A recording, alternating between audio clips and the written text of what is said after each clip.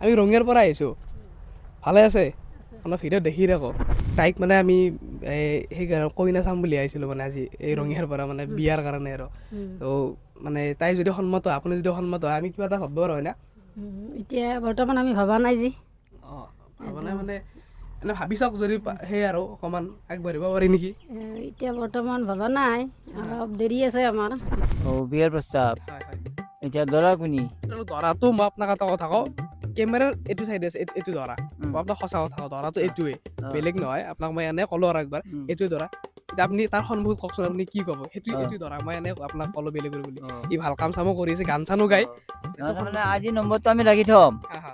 আজি আমি নম্বৰটো ৰাখি থ'ম, পিছত যদি আমি মনেদি ভাবোঁ যোগাযোগ কৰিম পিছত। তুমি কি ক'বা? তোমাৰতো দেউতাও প্ৰায়খিনি আগবাঢ়িম বুলি কৈছে, যদি ভাল থাকে, ঠিক ঠাক থাকে। ঘৰৰ মানুহ দিলি কথা নাই।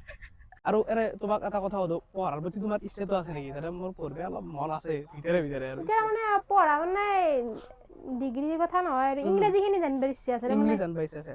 যিখিনি তাৰমানে ব্যৱহাৰৰ কাৰণে লাগে আৰু হা, হা। সদায় চলিবৰ কাৰণে ধৰা হা, হা। তুমি কিবা এটা ইংৰাজীতে মেছেজ দিলা মোক, হা হা। সেইখিনি যাতে মই পঢ়িব পাৰোঁ, সেইখিনি তাৰমানে শিকি আছোঁ এতিয়া।